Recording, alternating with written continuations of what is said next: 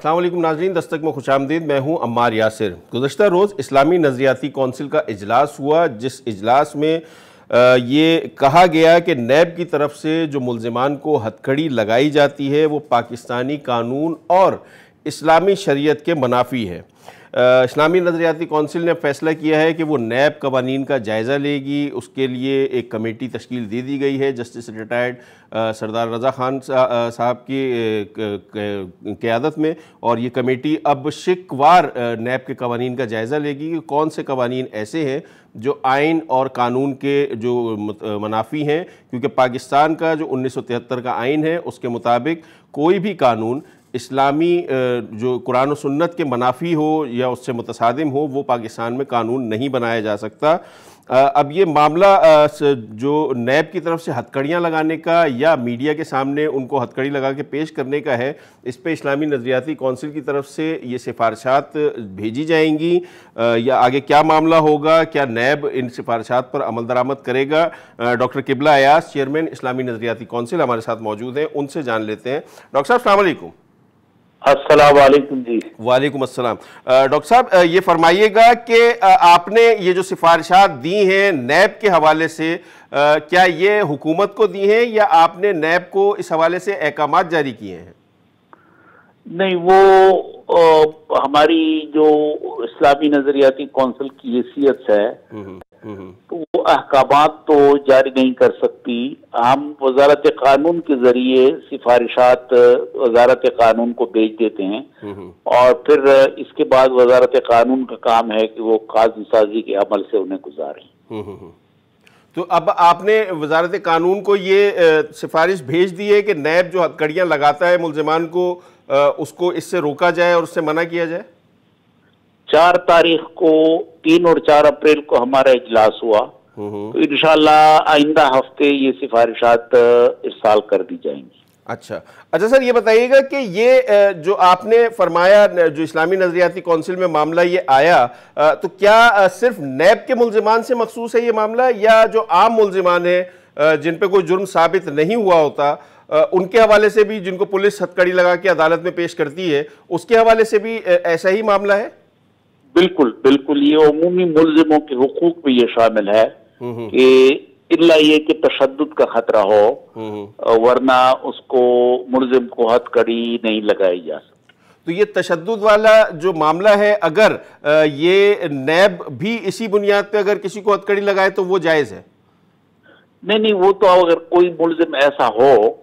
کہ جو یعنی جس سے یہ خطرہ ہو کہ وہ اپنی گرفتاری کی وجہ سے تشدد پہ اتر آئے گا یا بھاگ جائے گا، تو ظاہر ہے کہ اس صورت میں پھر فقہا نے ایک گنجائش رکھی ہے۔ ٹھیک ہے ڈاکٹر صاحب، یہ فرمائیے گا کہ اب یہ جو قانون کا، نیب کے قانون کا آپ نے کہا آرڈیننس میں جو قوانین ہیں ان کا شکوار جائزہ لیا جائے گا، تو یہ کب تک ممکن ہو جائے گا اور کتنا عرصہ لگے گا اس پورے عمل میں؟ یہ تو پورا آرڈیننس ہے۔ ہم نے جسٹس ریٹائرڈ رضا خان صاحب کی سربراہی میں کمیٹی قائم کی ہے، تو امید ہے کہ وہ شکوار جائزہ لے گی۔ اس میں کچھ وقت تو لگے گا، ہماری کوشش ہے کہ 1-2 مہینے میں یہ جائزہ لے لیا جائے، تو امید ہے کہ یہ کام جلد مکمل کریں گے۔ اچھا ڈاکٹر صاحب، پاکستان میں اس وقت جیسا کہ آئین میں درج ہے کہ کوئی بھی قانون قرآن و سنت سے متصادم نہیں بنایا جا سکتا، اب پاکستان میں 2 قوانین ہیں، ایک تو اسلامی قانون ہے اور پھر دوسرا ایک جو قانون ہے جس کو اینگلو سیکسن لاء کہتے ہیں، تو اس طرح تو پھر تمام ہی قوانین کا جائزہ اسی بنیاد پہ لیا جانا چاہیے، تو آپ اس حوالے سے کچھ سفارشات پیش کر رہے ہیں؟ یہ ہم پہلے ہی کر چکے ہیں، 73 سے پہلے کی جو قوانین ہیں اس حوالے سے ہم مکمل رپورٹ دے چکے ہیں، اور 73 کے بعد تو پھر صورتحال ایسی ہوئی کہ قائمہ کمیٹیوں کے ذریعے اسلامی نظریاتی کونسل کا کردار رہا، اور پھر کوئی ایسی صورتحال پیدا نہیں ہوئی۔ نیب کی قوانین ایک خاص تناظر میں بن گئے، اور جنرل مشرف کے زمانے میں ان کا اب ہم نے یہ فیصلہ کیا ہے کہ جائزہ لے لیا جائے۔ اچھا ڈاکٹر صاحب یہ فرمائیے گا، اسلامی نظریاتی کونسل ایک مشاورتی کونسل ہے اور مختلف معاملات میں آپ اپنی آراء بھی دیتے ہیں، حکومت وقت کو سفارشات بھی بھیجتے ہیں، لیکن وہ تمام سفارشات اسلامی قوانین کے مطابق ہوتی ہیں جو آپ سفارشات دیتے ہیں، سود کا معاملہ ہے یا دیگر معاملات ہیں۔ اب اگر حکومت ان سفارشات پر عمل نہیں کرتی جو کہ اسلامی قوانین کے بنیاد پہ آپ سفارشات دیتے ہیں، تو پھر ایسے ادارے کا فائدہ کیا ہوگا کہ اگر اس کے سفارشات پر عمل ہی نہ ہو؟ دیکھیے، ہم تو سن 1973 کے آئین کے پابند ہیں، تو سن 73 کے آئین نے ہمیں جو آئینی جو مینڈیٹ دیا ہے، ہم اسی مینڈیٹ کے مطابق کام کرتے ہیں۔ ٹھیک ہے، جہاں تک نفاذ کا تعلق ہے، یہ مینڈیٹ پھر پارلیمنٹ کا ہے، تو جو مینڈیٹ ہمیں ملا ہے ہم تو اسی مینڈیٹ کے اندر پابند ہیں۔ نہیں، اگر حکومت آپ کی سفارشات پر جو کہ اسلامی قوانین کی روح کے مطابق دیے جاتی ہیں اس پہ عمل نہیں کرتی، تو اس صورت میں حکومت کہاں اسٹینڈ کرتی ہے پھر؟ حکومت کو ایسا کرنا چاہیے، لیکن جس طرح میں نے گزارش کی کہ عام طور پہ ہوتا یہ ہے کہ جب یہ بل بنتا ہے تو بل قائمہ کمیٹی اس پہ کام کرتی ہے، اور قائمہ کمیٹیز میں پھر اسلامی نظریاتی کونسل کا کردار ہوتا ہے، جو کہ زیادہ میڈیا میں نہیں آتا، لیکن ہم اب بھی مختلف قائمہ کمیٹیوں میں اپنا کردار ادا کر چکے ہیں۔ اور اگر کوئی بل ایسا ہو کہ جس میں کوئی شک اسلام سے متصادم ہو قرآن و سنت سے، تو وہ ہماری سفارش پہ بالعموم الحمدللہ اب تک ایسا ہوا ہے کہ ہماری سفارشات کو تسلیم کر لیا گیا ہے قائمہ کمیٹیوں کے اندر۔ اچھا سر، اب کئی کیسز ایسے ہوتے ہیں، جیسے نیب کے کیسز کے حوالے سے آپ نے ہتھکڑیوں کی بھی بات کی، اور میڈیا کے سامنے جب ان ملزمان کو پیش کیا جاتا ہے تو ایک حد تک ہوتی ہے۔ اب یہ معاملہ جب عدالت میں جاتا ہے تو کئی بار ایسا بھی ہوتا ہے کہ وہی ملزم جس کو ہتھکڑی لگا کر میڈیا کے سامنے پیش کیا جاتا ہے وہ ملزم باعزت بری ہو جاتا ہے عدالت سے، لیکن جس کو کہتے ہیں کہ ڈیمیج ہیز بین ڈن، وہ تو ہو جاتا ہے، اس آدمی کی عزت تو نہیں رہتی کیونکہ میڈیا کے اندر اس کو اسی طرح بنا کے پیش کیا جاتا ہے۔ تو اس حوالے سے آپ کیا کہیں گے، اس حوالے سے کیا تجویز دیں گے آپ؟ یہی تو ہم نے کہا ہے کہ انسانی تکریم جو ہے اس کا یہ بڑی بدقسمتی ہے کہ پاکستان میں یہ حوالہ بہت کمزور ہوتا جا رہا ہے، نہ ریاست اور نہ معاشرتی جو مختلف لوگ ہیں معاشرے کے اندر، وہ انسانی جان کی اور انسانی عزت اور احترام، تکریم انسانیت، اس کے بارے میں زیادہ حساس نہیں ہے۔ اس وجہ سے ہم نے یہ کہا ہے کہ اس قسم کو یعنی میڈیا کے ذریعے ان کی یہ بے عزتی، حتک عزت، یہ تکریم انسانیت کے خلاف ہے۔ اس میں آپ دیکھیں کہ ایک بندے کو جب آپ ملزم ہے اس کو آپ اس طریقے سے میڈیا کے ذریعے لاتے ہیں اور اس کی تشہیر کرتے ہیں، تو اس کا پورا خاندان کس طرح ایک نفسیاتی ٹراما سے گزرتا ہے، ان کی اولاد جو ہوتی ہے اسکولوں میں اور کالجوں میں وہ اپنے پیئرز کے درمیان کس طرح ایک سائیکولوجیکل پریشانی کی حیثیت سے گزرتی ہے، ان کی بیٹیاں، ان کی بیگم کس طریقے سے جب جہاں جاتی ہیں، تو وہ یعنی یہ وہ پورا منظرنامہ ہے کہ جس کی روشنی میں ہم نے یہ کہا ہے کہ تکریم انسانیت کے تقاضوں کا خیال رکھا جائے۔ ڈاکٹر صاحب، اسی سے ریلیٹڈ ایک بات اور بھی ہے۔ ابھی گزشتہ دنوں ایک ریٹائرڈ بریگیڈیئر اسد منیر صاحب ہیں، انہوں نے ایک خط بھی لکھا چیف جسٹس صاحب کو اور اس کے بعد انہوں نے خودکشی کر لی۔ تو یہ معاملات جو آپ فرما رہے ہیں کہ یہ اس پہ تو فوری طور پر عمل درآمد ہونا ہی چاہیے، کیونکہ کئی لوگوں کے نزدیک جان دینا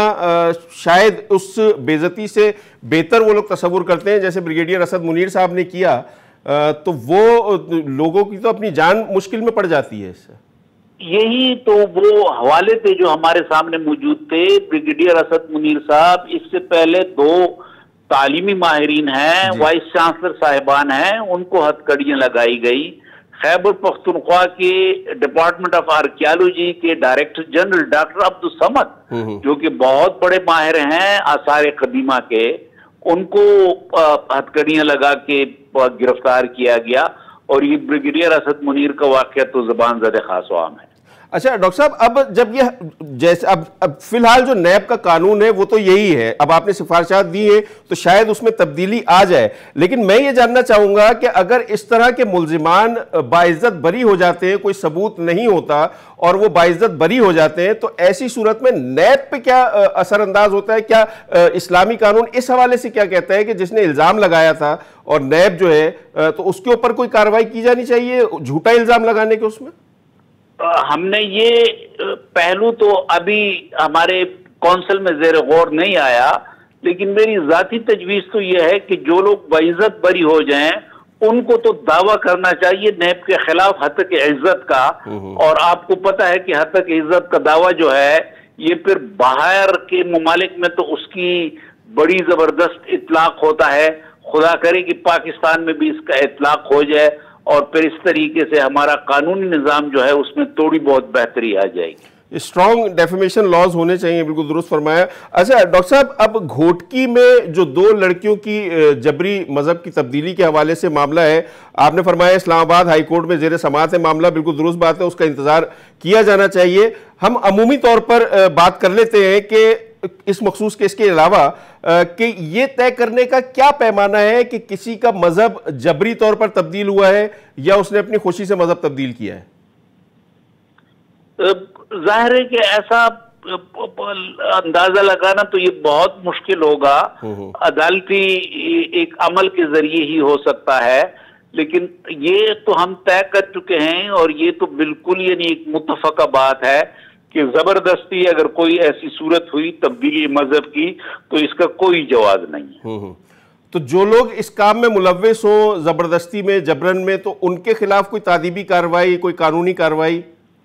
यकीनन उनको कानून के शिकंजे में लाना चाहिए, क्योंकि सिंध में तो ऐसा कानून है जो ज़बरदस्ती शादी के हवाले से है कि अगर कोई इस तरह मुलव्विस होता है तो उसके लिए कैद की भी सजाएं हैं। पाकिस्तान में इस वक्त अमूमी तौर पर ये कानून उस तरह नहीं है जिस तरह सिंध में बनाया गया है, लेकिन सवाल ये है कि शरीयत इस मामले में क्या कहती है डॉक्टर साहब कि अगर कोई शख्स या कोई मर्द हो या औरत हो वो दीन इस्लाम कबूल करते हैं अपनी मर्जी से तो वेल एंड गुड, अच्छी बात है। अगर नहीं करते और उनको ज़बरदस्ती करवा दिया जाता है और अमूमी तौर पर देखा यह गया है कि उनका निकाह भी फौरी तौर पर पढ़वा दिया जाता है ख़वातीन का, तो फिर तो वो मजबूर हो जाती हैं उस चीज़ को चलाने के लिए आगे। ये जो इस वक्त की सूरत हाल है इसमें तो ऐसा है, लगता ऐसा है, हमने जो मुताला किया है कि सबसे पहले ये एक पसंद का एक मामला हो जाता है, लड़का लड़की एक दूसरे को पसंद करना शुरू कर देते हैं और फिर वो वालिदैन को इत्तलात दिए बगैर घरों से भाग जाते हैं। ये मौजूदा जो मसला है इसमें भी कोर्ट मैरिज रहीम यार खान में की गई। जी। तो ये एक सूरत हाल मजहबी मामले को एक मुआशरती मसला बना देता है और ये बिलखुसूस सिंध के साथ मखसूस दिखाई देता है। लेकिन जो जबरदस्ती तब्दीली मजहब की अगर कोई सूरत है तो यकीनन मुझे तो अब रिसर्च विंग से पूछना पड़ेगा कि फिक़ही रिवायत में इसके लिए क्या सजा है, लेकिन यकीनन हम इसको ज़ेर गौर ला सकते हैं। बहुत बहुत शुक्रिया डॉक्टर किबला अयाज हमारे साथ मौजूद थे, चेयरमैन इस्लामी नज़रियाती कौंसिल। नैब के हवाले से जो इस्लामी नज़रियाती इजलास गुज़श्ता रोज़ हुआ था उसमें नैब के हवाले से ये कहा गया कि उसके कवानीन का शिकवार जायज़ा लिया जाएगा और एक कमेटी सरदार रज़ा जस्टिस रज़ा के क़यादत में काम करेगी और वो शिकवार जायज़ा लेगी पूरे नैब ऑर्डिनेंस का कि उसके अंदर कौन से ऐसे कवानीन हैं जो इस्लामी जो शरीयत है उसके ख़िलाफ़ हैं, क्योंकि अब आज करार दे दिया गया है इस्लामी नज़रियाती कौंसिल की तरफ से कि हथकड़ियाँ लगाना और मीडिया के सामने पेश किया जाना इंसानी तकरीम की हद तक है, तो ये इस्लामी कवानीन के ख़िलाफ़ बात है, ये नहीं होनी चाहिए। अब ये डॉक्टर किबला अयाज साहब का फरमाना ये है कि ये सिफारशात वज़ारत कानून को भेज दी गई हैं। अब देखते हैं कि वज़ारत कानून इसके ऊपर कितना अमल दरामद करती है और आइंदा आने वाले दिनों में नैब का कंडक्ट क्या इस जो सिफारशात दी गई हैं इन सिफारशात के मुताबिक होता है یا پھر اس کے لیے حکومت پاکستان کوئی باقاعدہ قانون سازی کر کے نیب کو اس حوالے سے روکے گی؟ اب ڈاکٹر قبلہ یاز صاحب کا فرمانا یہ تھا کہ عام ملزمان کو بھی یہ حق حاصل ہے کہ ان کو ہتھکڑی نہ لگائی جائے، علاوہ اس کے کہ اگر کسی کو جان کا خطرہ ہو ان سے اور ان کی طرف سے ریٹیلیشن کا ایسا خطرہ ہو کہ کسی کی جان خطرے میں آ جائے تو اس صورت میں ہتھکڑی عام ملزمان کو لگائی جا سکتی ہے، ادروائز وہ ہتھکڑی لگانا عام ملزمان کو بھی اسلامی نظریاتی کونسل کی سفارشات کے مطابق جائز نہیں ہے۔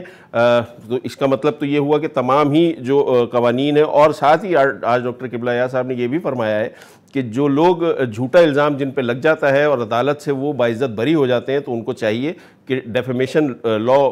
کا استعمال کریں اور عدالت میں ہتک عزت کا دعویٰ کریں تاکہ اس چیز کی جھوٹے مقدمات بنانے کی حوصلہ شکنی ہو سکے۔ ایک بریک پروگرام میں شامل کرتے ہیں ناظرین، بریک کے بعد دوبارہ حاضر ہوتے ہیں۔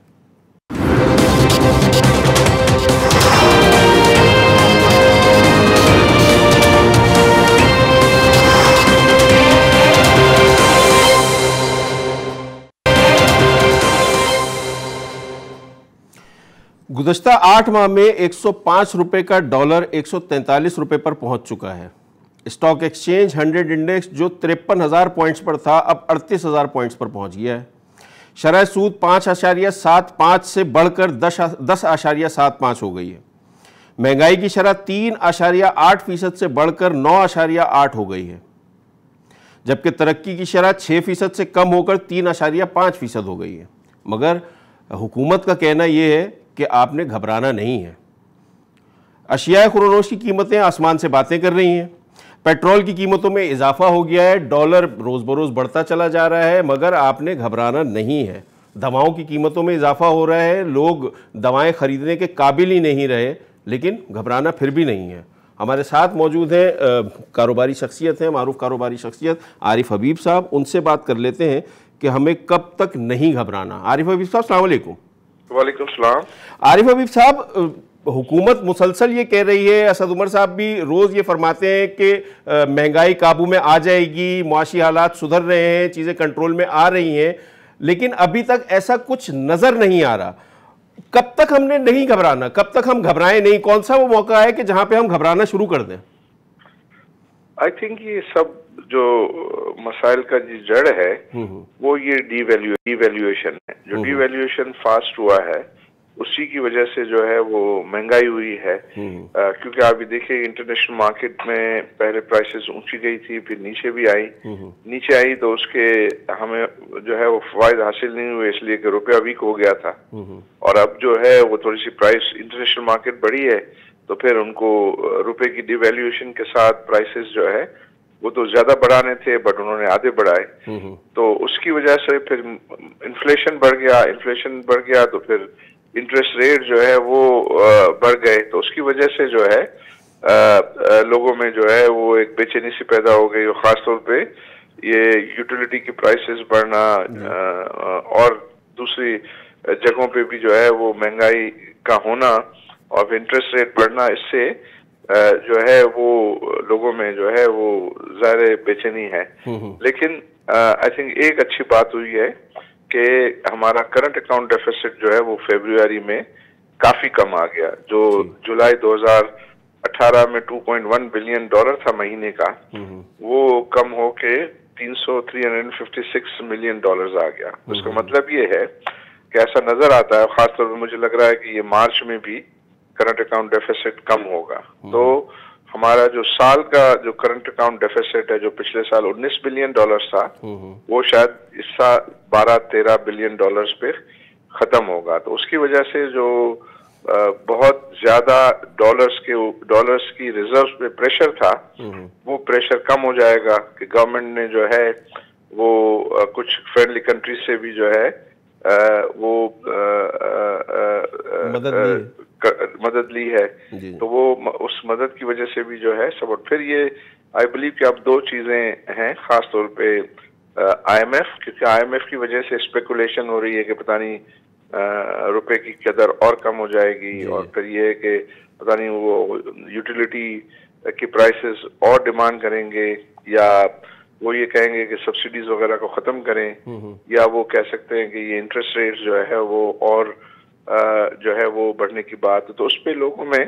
ایک انسرٹنٹی ہے کہ یہ پروگرام جب تک نہیں ہوتا اس وقت تک وہ اسپیکولیشن چلتی رہے گی. لیکن ایک دفعہ پروگرام ہو گیا تو پھر یہ ہے کہ یہ انسرٹنٹی میں سمجھتا ہوں ختم ہو جائے گی. پھر دوسرا ایک آخری چیز جو ہے وہ ہے کہ یہ پھر بجٹ ہے، بجٹ کی پریپریشن کے IMF پروگرام میں جائیں گے تو پھر ان کو اپنے بجٹ ڈیفیسٹ کو بھی جو ہے وہ کرٹیل کرنا پڑے گا. تو اس کے لیے پھر کیا نئے ٹیکسز لگائیں گے، کس طرح اپنے ریونیوز کو بڑھائیں گے اور ایکسپینڈیچر کو کم کریں گے. اچھا عارف حبیب صاحب یہ فرمائیے گا کہ جب یہ حکومت آئی تھی، گزشتہ حکومت جا رہی تھی، یہ حکومت آئی تھی، تو اسی وقت جو ماہرین معاشیات ہیں ان کا خیال یہ تھا کہ پاکستان کو IMF کا پلان لینا پڑے گا، IMF کے پروگرام میں جانا پڑے گا، مگر اس حکومت نے تقریباً 8 مہینے گزار دیے اور اب فائنلی یہ ڈیسیجن ہوا ہے کہ IMF کا پروگرام ہم جائیں گے پروگرام میں. تو اگر یہ ڈیلے نہیں ہوتا تو آپ سمجھتے ہیں کہ صورتحال کچھ بہتر ہوتی؟ میں تو یہ سمجھتا ہوں کہ پہلے میں یہی سمجھتا تھا کہ یہ ڈیلے نہیں کرنا چاہیے تھا، لیکن اب جب یہ میں کرنٹ اکاؤنٹ ڈیفیسٹ کے نمبرز کم آئے ہیں تو میں سمجھتا ہوں کہ یہ اسٹریٹجی ٹھیک تھی کہ ہم چیزوں کو اپنے فرینڈلی کنٹریز سے جو ہے وہ بیلنس آف پیمنٹ سپورٹ حاصل کریں اور کچھ اپنے کرنٹ اکاؤنٹ ڈیفیسٹ کو جو ہے وہ کنٹرول کرے، اور ہم پھر جائیں گے تو کچھ شرائط جو ہے وہ اس میں کچھ نرمی جو ہے وہ حاصل ہو سکتی ہے. لیکن میں یہ سمجھتا ہوں کہ جو پچھلا پروگرام ختم ہوا تھا IMF کا، اسی وقت حکومت کو جو ہے وہ ایک دوسرا پروگرام لے لینا چاہیے تھا، کیونکہ اس وقت یہ پریشر جو ہے کرنٹ اکاؤنٹ ڈیفیسٹ کا پریشر جو ہے وہ ڈیولپ ہونا شروع ہو گیا تھا. تو پاکستان ہمیشہ IMF پروگرام کے اندر جو ہے وہ ڈسپلن رہتا ہے، اور جب بھی چیمپئن بنتے ہیں ہماری حکومت کے، ہم IMF کے پروگرام سے نکل آئے تو پھر یہ ہے کہ ڈیزاسٹر ہوتا ہے اور پھر جو ہے وہ حالات خراب ہوتے ہیں، اور پھر زیادہ خراب ہو جاتے ہیں تو پھر وہ ان کو ڈاکٹر یاد آتا ہے اور IMF کے پاس جانے کی جو ہے وہ طرف باتیں کرتے ہیں. پھر ظاہر ہے ان کو وہ کنڈیشنلٹیز، ٹف کنڈیشنلٹیز ٹیبل کی جاتی ہیں تو وہ پولیٹیکلی ان کے لیے جو ہے وہ بڑا مشکل ہوتا ہے کہ ان کو جو ہے وہ مانے اور پھر اس کو جو ہے امپلیمنٹ کریں. اچھا عارف حبیب صاحب یہ فرمائیے گا کہ وزیر خزانہ اب عوام کو یہ مشورہ دے رہے ہیں، آج بھی انہوں نے مشورہ دیا کہ ڈالر میں سرمایہ کاری کرنے کے بجائے اسٹاک مارکیٹ میں عوام سرمایہ کاری کریں. اب ایک عام آدمی جس کو اسٹاک مارکیٹ کی اتنی معلومات نہیں ہے یا تھوڑی بہت بھی معلومات ہیں، تو وہ گرتی ہوئی مارکیٹ میں جو کہ نمبر سامنے آ رہے ہیں اس صورت میں کس طرح اپنی سرمایہ کاری کر سکے گا؟ اس کے لیے تو پہلے اسٹاک مارکیٹ کو اپنی پرفارمنس بہتر کرنی پڑے گی. جی آئی تھنک یہ فائنانس منسٹر کا یہ کہنا جو ہے آئی تھنک یہ خوش آئند ہے، کیونکہ اگر وہ اس قسم کی جو ہے وہ پبلکلی کمٹمنٹ کرتے ہیں سارٹ آف کہ اب روپیہ جو ہے نے ایکویلیبریم حاصل کر لیا ہے، اور وہ یہ کہنا چاہتے ہیں کہ شاید اور مزید اب کوئی شارپ ڈی ویلیویشن نہیں ہوگا، تو وہ آئی تھنک اس کو مارکیٹس کو جو ہے وہ خوشائند سمجھنا چاہیے. لیکن جو اسٹاک ایکسچینج میں ہمیشہ انویسٹمنٹ کے مواقع گرتی مارکیٹ میں ہی ہوتے ہیں، تو ان کا میں جو سمجھا تھا ان کے کہنے کی بات کہ اب ویلیویشن جو ہے وہ کافی اٹریکٹیو ہیں، اور اگر یہ سمجھیں کہ روپیہ مزید جو ہے وہ نہیں گرتا اور انفلیشن ابھی تھوڑا سا اور پیک ہوگا، اور وہ پیک ہونے کے بعد اندازہ یہ ہے کہ پھر اگلے سال پیک ہو کے پھر یہ جو ہے وہ نیچے آنا شروع ہوگا، تو آئی تھنک اس وقت پھر یہ ہے کہ معاملات یہ اسٹاک مارکیٹ کے بھی جو ہے وہ زیادہ بہتر، کیونکہ یہ جو اسٹاک مارکیٹ کی ویلیویشن ڈاؤن ہے اس کی ایک وجہ ہے انٹرسٹ ریٹ. جب 53,000 پہ انڈیکس تھا تو اس وقت جو انٹرسٹ ریٹ تھا وہ 6.25% تھا، اور اب وہ 11.5% ہو گیا. تو جب ہم اس کو اس ریشو سے کیلکولیٹ کرتے ہیں تو یہ 37,000 کا انڈیکس جو ہے یہ 11.5% کی انٹرسٹ ریٹ پہ وہ 53,000 کے 6% انٹرسٹ کے برابر ہے. تو ہمیشہ انٹرسٹ ریٹ بڑھتے ہیں تو پھر ویلیویشن جو ہے وہ نیچے جاتی ہیں شیئرز کی، اور جب انٹرسٹ ریٹ کم ہوتے ہیں تو ویلیویشن جو ہے وہ زیادہ ہوتی ہے، کیونکہ پھر لوگ جو ہے انٹرسٹ ریٹ کم ہوتے ہیں تو لوگ پھر ایکویٹی انویسٹمنٹ کو زیادہ ترجیح دیتے ہیں، اور جب اگر انٹرسٹ ریٹ بڑھ جاتے ہیں تو لوگ پھر یہ ہے کہ یہ فکس انکم میں جو ہے کی انویسٹمنٹ کو زیادہ ترجیح دیتے ہیں. تو اس وقت آج کل جو زیادہ لوگوں کا رجحان جو ہے وہ فکس انکم میں ہے، ایکویٹی میں جو ہے وہ کم ہے. لیکن جیسے ہی یہ ٹرینڈ ریورس ہوگا کہ انٹرسٹ ریٹ جو ہے وہ بڑھ کے پھر گھٹنا شروع ہوں گے تو پھر میں سمجھتا ہوں کہ اسٹاک مارکیٹ تیزی سے اوپر جائے گا۔ اچھا، وزیر خزانہ عوام کو مخاطب تو کر رہے تھے کہ وہ اسٹاک مارکیٹ میں سرمایہ کاری کریں، لیکن عمومی طور پر عام آدمی تو اسٹاک مارکیٹ میں سرمایہ کاری نہیں کرتا۔ کہیں وزیر خزانہ صاحب کا مخاطب عوام کو کر کے سرمایہ کار جو اسٹاک مارکیٹ کے ہیں ان سے کہہ رہے تھے کہ وہ ڈالر میں سرمایہ کاری نہ کریں؟ وہ اسی طرح بات کرے گا کہ ڈالرز میں انویسٹمنٹ نہ کریں، کیونکہ وہ ڈالرز میں انویسٹمنٹ کا مطلب یہ ہے کہ ہم کسی اور اکنامی کو جو ہے وہ سپورٹ کر رہے ہیں اور ہم اپنے ہاں سے جو ہے اپنی اکنامی سے پیسے جو ہے وہ نکال رہے ہیں۔ تو ہمیشہ فائنانس منسٹر کی خواہش ہوگی کہ لوگ اپنے پیسے اپنی کرنسی میں جو ہے وہ رکھیں اور جو انویسٹمنٹ اپورچونیٹیز اویلیبل ہیں پاکستان میں اس کو اویل کریں۔ تو ڈیفینیٹلی یہ تو بات درست ہے کہ ویلیویشن جو ہے وہ اٹریکٹیو ہیں، اور اگر یہ مزید روپے میں گراوٹ نہیں آتی ہے تو آئی بلیو کہ مارکیٹ میں اسٹیبلٹی جو ہے وہ آنی چاہیے اور ٹرینڈ جو ہے وہ جو ہے یہ جو مندی کا ٹرینڈ ہے وہ ریورس ہوتا ہم دیکھ سکتے ہیں۔ اچھا عارف حبیب صاحب، بس آخر میں یہ فرما دیجیے گا کہ موجودہ حکومت کی جو معاشی پالیسی ہے، جو معاشی صورتحال ہے، ابھی تک موجودہ حکومت گزشتہ حکومتوں پر اس کی ذمہ داری ڈالتی رہی ہے، لیکن اب 8 مہینے ہو گئے ہیں،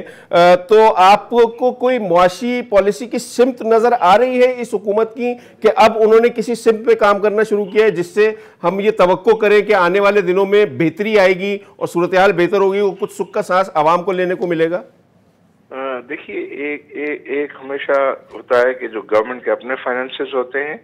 اور ایک یہ ہے کہ لوگوں کی اپنی جو ہے اکنامکس ہوتی ہیں۔ تو جب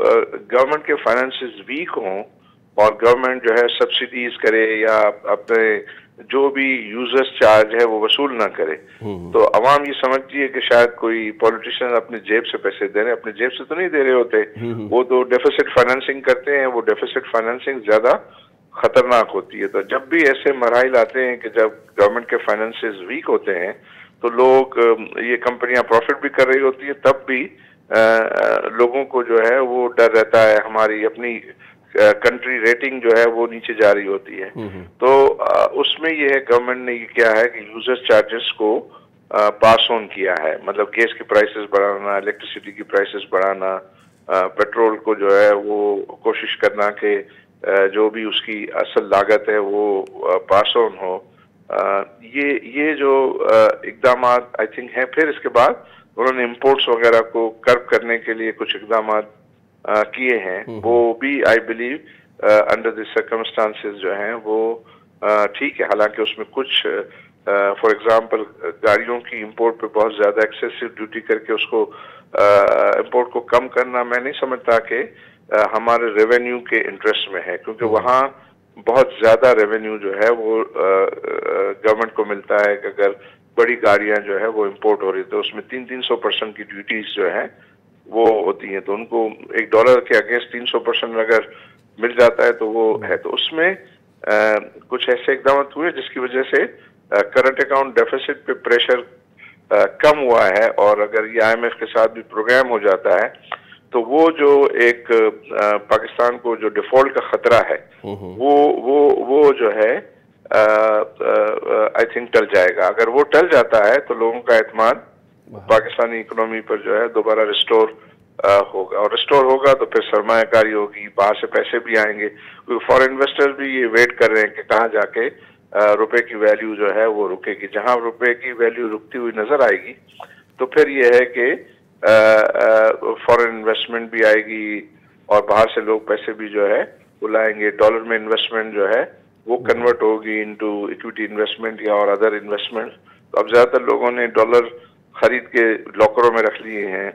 یا اپنے جو بھی ان کے، تو وہ ٹرینڈ ریورس ہونا بہت ضروری ہے۔ جو وزیر خزانہ صاحب نے کہا ہے کہ آپ ڈالر کی انویسٹمنٹ کو آپ ختم کریں، بند کریں اور یہ پاکستانی مارکیٹس میں جو ہے وہ انویسٹمنٹ کرے، تو اگر وہ اس کو اس طرح روپے کی ڈکلائن کو روکنے میں کامیاب ہو گئے تو پھر ڈیفینیٹلی لوگ جو ہے وہ اس طرف راغب ہوں گے۔ بہت بہت شکریہ عارف حبیب صاحب، معروف کاروباری شخصیت ہمارے ساتھ موجود تھے، تفصیلاً معاشی صورتحال کے حوالے سے اپنی رائے دے رہے تھے، اور ان کا خیال ہے کہ اگر آئی ایم ایف کا bail out package, I M F کے پروگرام میں پاکستان چلا جاتا ہے تو صورتحال میں بہتری آئے گی، لیکن اس میں تھوڑا وقت لگے گا۔ ایک بریک پروگرام میں شامل کرتے ہیں ناظرین، بریک کے بعد دوبارہ حاضر ہوتے ہیں۔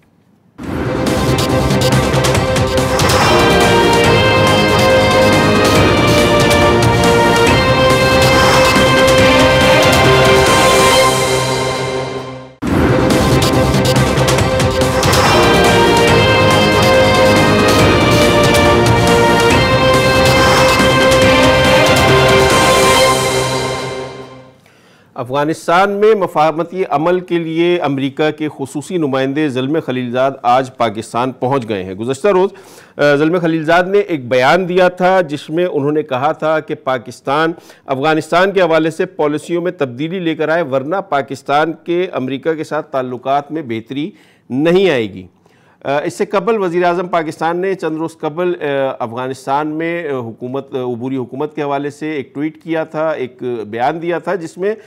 جس کو غلط طور پر پیش کیا گیا، جس کی وضاحت بھی بعد میں کی گئی تھی، لیکن امریکہ کے جو خصوصی نمائندے ہیں ان کی طرف سے بھی اس بیان پہ رد عمل آیا تھا اور اس کو پسند نہیں کیا گیا تھا۔ آج امریکی نمائندے ہیں زلمے خلیلزاد، انہوں نے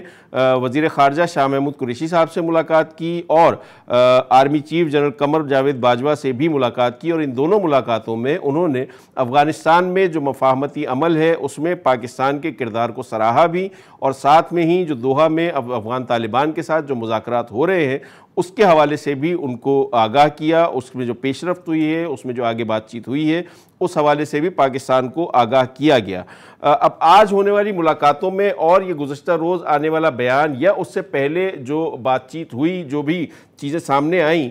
اس میں تضاد کچھ نظر آتا ہے۔ ابھی ہم اپنی گفتگو کریں گے، ہمارے بیورو چیف موجود ہوں گے ہمارے ساتھ، ہمارے بیورو چیف اسلام آباد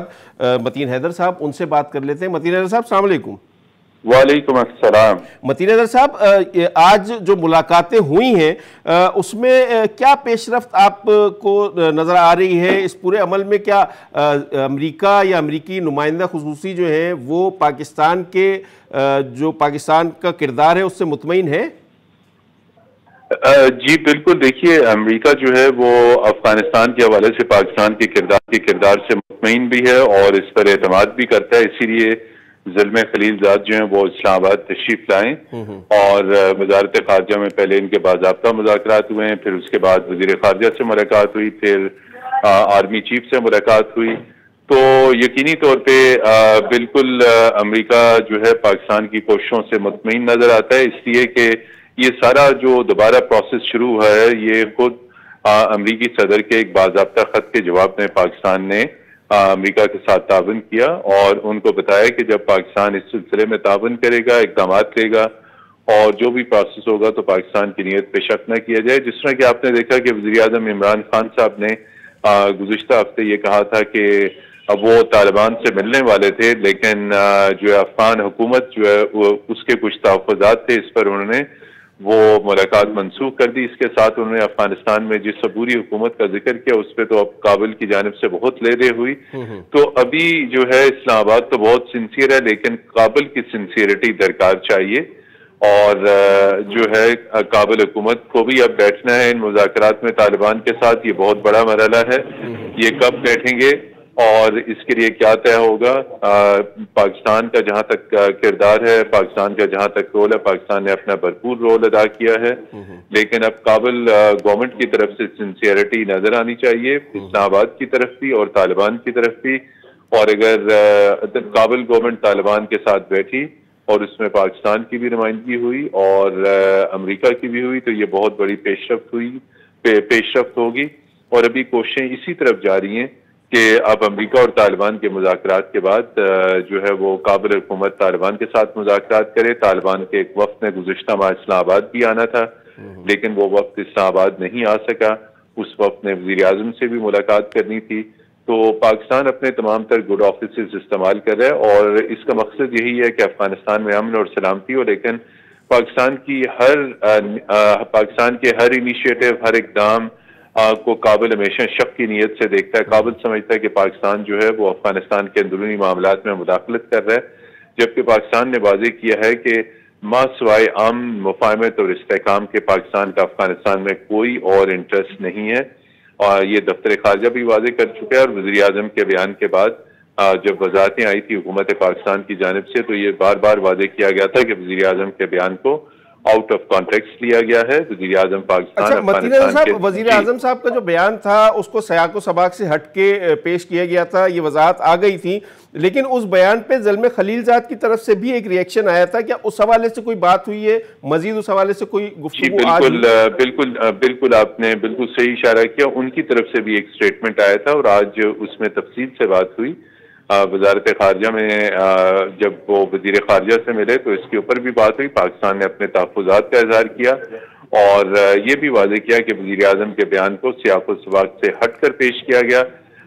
جس پر یقینی طور پہ امریکی نمائندے نے پاکستان کا جو نقطہ نظر تھا وہ سنا اور اس بات پہ یقین دلایا کہ امریکہ آئندہ اس حوالے سے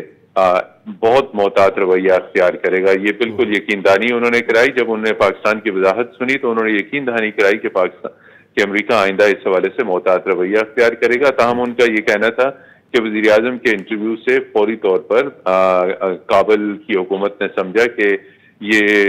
پاکستان افغانستان کے اندرونی معاملات میں مداخلت کر رہا ہے. لیکن آج وزارت خارجہ نے انہیں بہت تسلی بخش وضاحت کی کہ ایسی کوئی چیز نہیں تھی. اب جو ہے تفصیل کے ساتھ جو زلمے خلیل زاد ہیں انہوں نے پاکستانی قیادت کو اعتماد میں لیا. دوحہ میں اب تک جو پروسیس ہوا ہے اور اب امید ہے کہ چیزیں آگے مثبت انداز میں آگے بڑھیں گی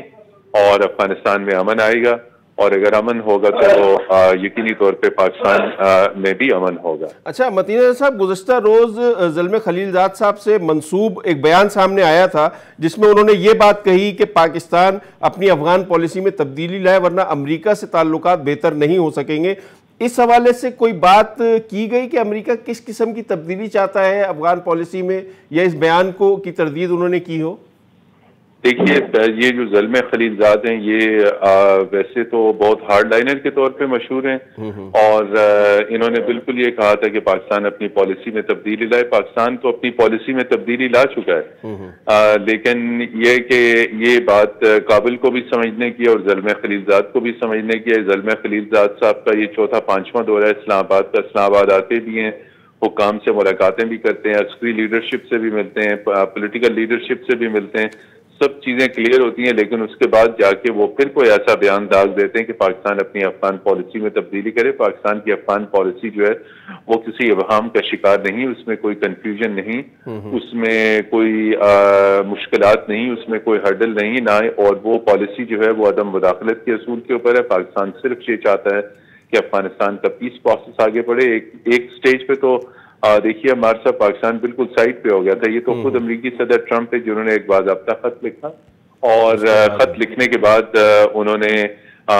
پھر اپنا خصوصی نمائندہ بھجوایا، پھر ایلس ویلز آئیں، تو یہ تمام تر سلسلے چلتے رہے. یہ خود انہوں نے درخواست کی، پاکستان نے کہہ دیا تھا کہ بھائی صاحب آپ خود ان معاملات کو سنبھالیں، لیکن ان سے کابل کے معاملات سنبھل نہیں رہے تھے. بہت بہت شکریہ متین حیدر صاحب، ہمارے ساتھ موجود تھے بیورو چیف اسلام آباد. تفصیلاً زلمے خلیل زاد صاحب کے دورے سے امریکی نمائندہ خصوصی دورے کے حوالے سے اپڈیٹ کر رہے تھے. آج کے پروگرام سے ناظرین ہمیں اجازت دیجیے، پیر کے روز آپ کی خدمت میں دوبارہ حاضر ہوں گے. خدا حافظ.